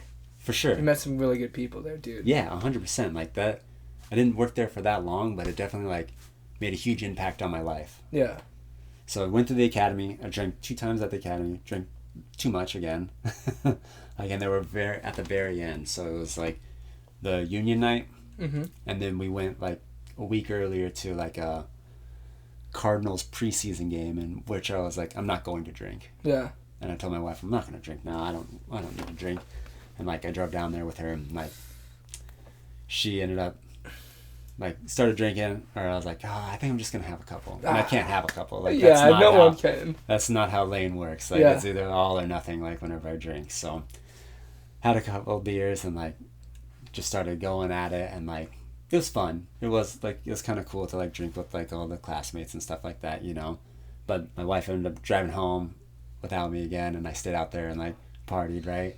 And then union night, went down there, and we stayed up, like, fucking late again, like, drinking. And then the last time I drank, we graduated, did all that, and I had, like, a week off before I, like, started shift. And I went with 2 of my buddies to Minnesota Vikings game in Minnesota.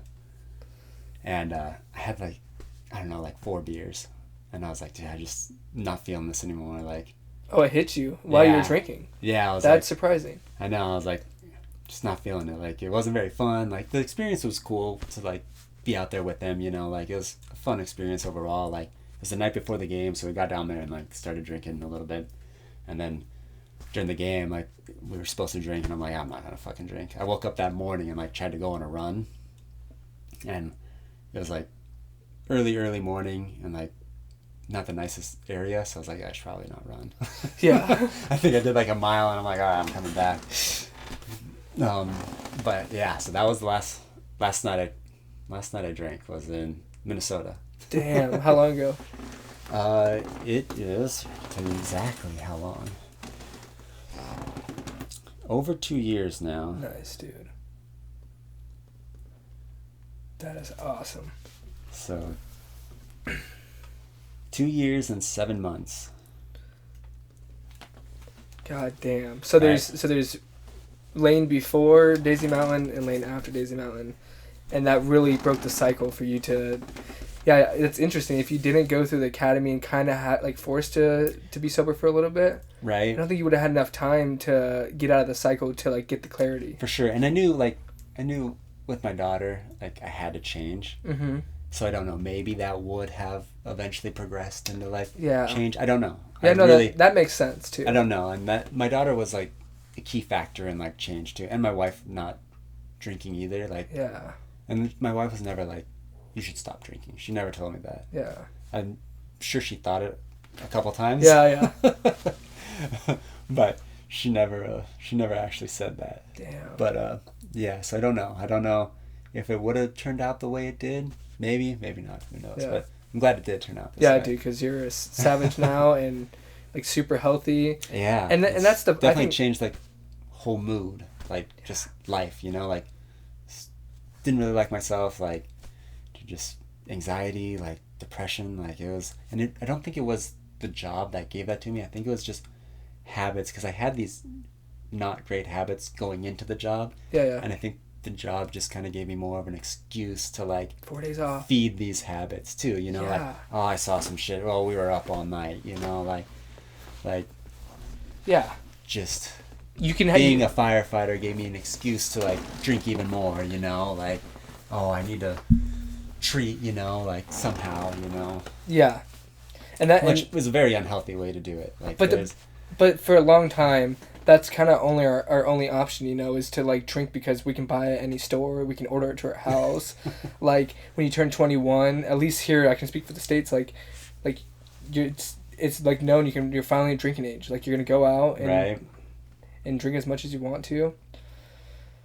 But I think at the same time the science started coming out. We all knew it was bad for us, but like maybe I have a different perspective on this because I listen to a lot of podcasts. But dude, I just feel like the science finally hit society, and it just brought a lot of clarity. And I'm sure you know this, like this generation, the generations like the young ones, this is the least amount that they've ever drank compared to in history. Right. I mean, it has something to do with like weed being legal in a lot of states, but still, there's just a lot of alternatives. Right. I mean, I think they came out and said it's like the third deadliest, like cancer causer. Yeah. Like and one drink a week. Yeah. Like when it fucks up your sleep, it fucks up everything. And dude, and that's what I'll just say. It fucks up metabolizing. Yeah, it fucks up your sleep, and if you don't get sleep, it fucks up everything. Yeah. Hence why I left the fire service. I couldn't get around the sleep, and I was like, dude, if I want to live a healthy life, and there's some outliers, there's people that their genes are different, For sure. But dude, I didn't want to take that chance, dude. That was definitely an impact, like a thought in my mind too, and just like the elevated cancer risk, On top of that. Yeah, it's tough. It's a cool job, but again, like I don't know if it's worth it, and I'm sure it is. Someone has to do it, and and a lot of people are passionate about it. For sure. And I'm so happy for people if that's what they want to do. Right, 100%.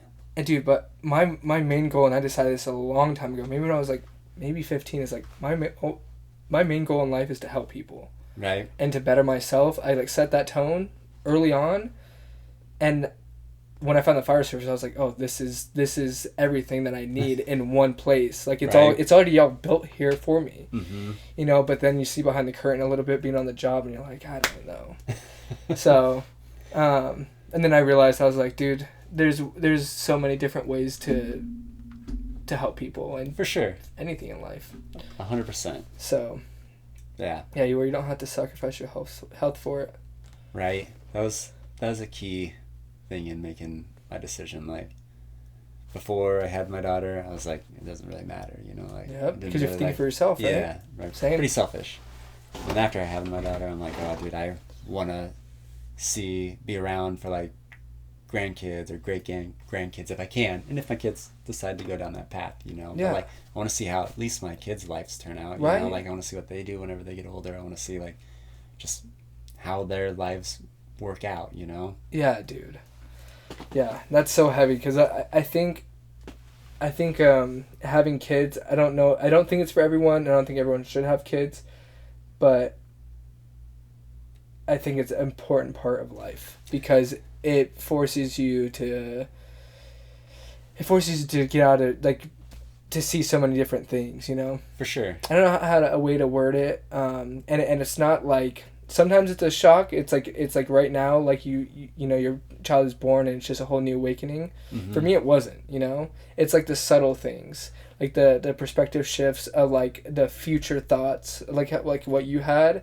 And it's like, dude, I can't keep doing this. Like, right. I have some responsibility, and I think that's part of it. For sure, 100%. Like that was a key impact on like me leaving, and my wife giving me the opportunity to. Yeah, dude. Like that was a blessing too. Like without her, it wouldn't be happening. So like, it's nice to be able to be with my kids, and like grow them exactly how we want. Yeah. I guess. So back to the $1 million. If Suffermore becomes a multi-million-dollar company, will she be a stay-at-home mom if she wanted to? Like. Yeah, dude, I don't know how that dynamic will work out. I don't know if she would leave her job. She likes her job. Yeah. She does like her job. Or, like, in all bests, she would become, like, the CFO of Suffermore, Yeah. That would be, like, ideal, Yeah. That would be sick. Right. For me, my long-term goal is to be financially free, where I can retire Tatiana. She can be a stay-at-home mom with the kids. Because, dude, 1 hour a day, Monday through Friday, between the gym and making dinner, like 1 hour of quality time to kids is so fucked up, dude. Like, it's just not enough. And then when they start going to school, they're at school for 7 to 8 hours a day. Mm-hmm. Like, you miss so much of their life if you think about it, you know? For sure. So if we have the opportunity, I think we'll homeschool, at least try it, and do that way, you know, and travel the world. Yeah. I mean, that would be... I mean, that's the ideal situation, right? I'm talking big dream, because, like, we get to choose, you know? For sure. If we put in the work.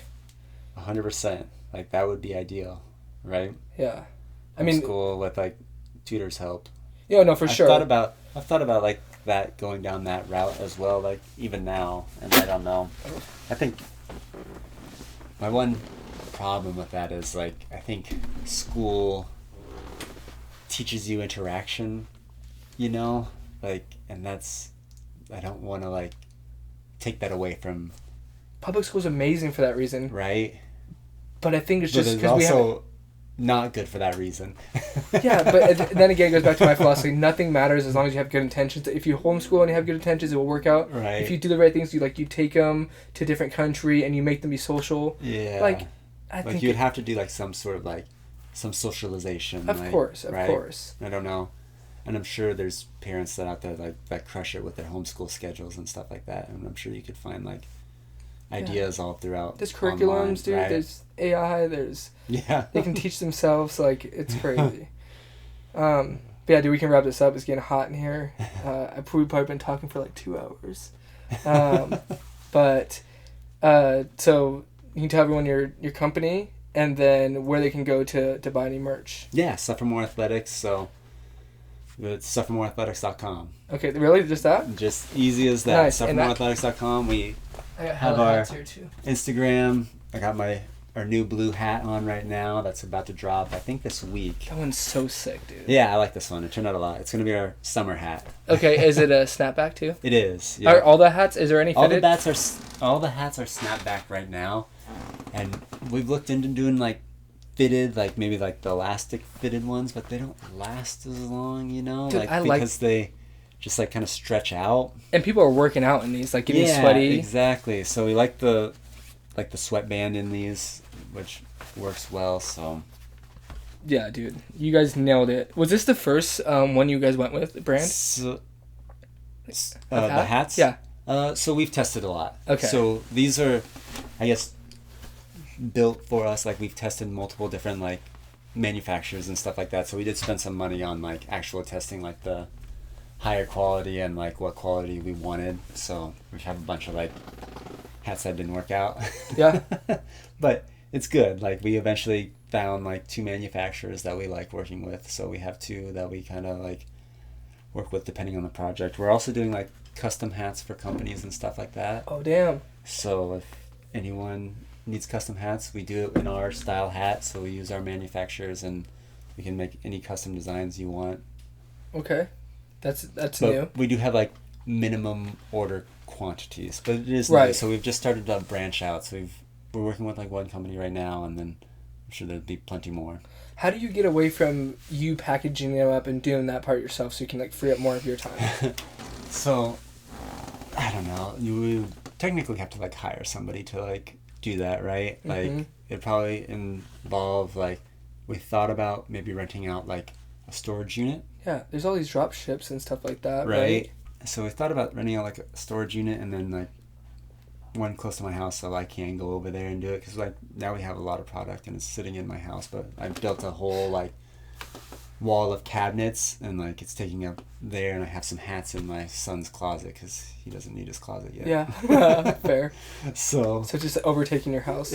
There is product everywhere. It doesn't look like it because we have it hidden well right now. Yeah. But there is product throughout the house. So eventually we will have to like move somewhere. I just don't know where that's going to be yet. And it depends on like I said, like how we scale. Like, I think we could scale well if we put in like time and money into ads. I just don't know if like me and Chad have the time to do that right now. Yeah. Like, that's the one problem. Like, it's tough. Like, I have like an hour a day, and like I have my two weekend days. So like Friday my mom will take the kids, so I have like a full day Friday, and then Saturday my wife will take the kids to her mom's house. So I do have like 2 full days, but like most of the time it's not just work. It's like trying to pick up the house, like clean, and then I've been going up to Camp Verde, help out my dad a lot like the last couple months, and like just any tasks I haven't been able to do during the week because I wake up, work out, or do my run, work the hour, and then it's just like kid duty all day. Yeah, dude, I hear you. So don't really have a time to do anything else, but we do like our shirts come from like Avondale, so like whenever I have like shirt orders and stuff like that, I have to travel back and forth. Can I ship them to your house? Can, but it costs money, and I'm cheap. Yeah, that's fair. And Avondale's not that far. Yeah, I'd rather just make the drive. So like when we're testing product right now, like we're trying to test like shirts and stuff like that and what we want. We're coming out with a tank top, hopefully before summer hits, but we can't find a tank top that we really like want to work with right now. So yeah, trying to test that. So I've been making trips back and forth like with Avondale just to pick up product and see like what we like and what we don't like. That's awesome. And you've been at it for over a year now? Over a year. So February of 25 was when we first started selling. So we built the company in October of 24, but we didn't actually start selling anything until February of 25. Okay. Yeah, dude. We like I said before, we should get together and just brainstorm specifically about ads, but we can definitely talk about other things too. 100%. Business related. I don't really know Google Ads very well. I know Meta well. Like I said, I've been working with it for a while, so I do know Meta very well. Like that wasn't on my radar, so I'm open to it for sure. Yeah, Meta's good, and I don't know if I know for clothing brands at least Meta's good. I don't know if for your aspect if Meta would be necessarily as good, but you can do like pretty refined like targeting in there, so maybe there is a space for it. I'm sure there probably is. I'm sure. Yeah. Like if most people have like Instagram, and if TikTok worked well, I'm sure Meta would work well too. Yeah. Okay. You know? Yeah. Well, hell yeah, dude. Well, I appreciate you. Yeah, thank you for having me on. Yeah, that was fun. Yeah, dude, I took, like I said, 3 or 4 months off, and I was super excited about this in the beginning. I've been wanting to do it for a long time. Right. It was on my bucket list. And I had the ball rolling, and had like several guests on, and I was loving it. But yeah, then the business happened and kids, and it's tough. I'd rather build business and then do this on the side when I have time. So. For sure. Like it's tough. It's like, what do they say? You have like 4 burners. You have like family, friends, fitness, and like work burner. Mm-hmm. And like you can only keep 3 lit okay, but if you really want to like excel at them, you only can keep like 2 like fully on. There's only enough gas to like power that. So yeah, that's a fair analogy, right? I think I'm at that 3 right now, like and it's tough, know, like, and then but the good thing is like you can transition, like you can like work hard for this and like only focus on 2 things for a little while and then go back to 3, like, but it's hard to like manage all aspects of life at the same time, like I don't know. Yeah, no, that's my goal, is to work hard, play hard, like go hard, for several weeks. And I've tried different methods, kind of like the diet thing. Nothing's working out yet. I still feel like, because now I bring work home and I'm working until the night, like at any point, work is there. Yeah, and I've never had to deal with that. Running your business, there's always something you can be doing, right? Yeah, dude. Like when do you take a break? When do you not? Like you want to grind, but like burnout is like, it's true, like there you will burn out if you continually do something for so long, like I've about burnt out on running. Like you have to like back off, and like there's recovery phases of like running, like, which I probably didn't take, but now I'm like learning. Yeah, and you have to have a hard why. That's another thing I found with anything. If you're gonna stick it out for the long haul, you have to have a solid why. Yeah, something that's unwavering, for the most part. 100%. Like you have to have a reason. Yeah. 'Cause if you don't, it's not. Doesn't take priority. Yeah. It doesn't take priority. Yeah, you'll make excuses all day. Right. So, hell yeah, dude. Let's see if this thing is still running. I don't know, because like I said, this is the first time I was using it, so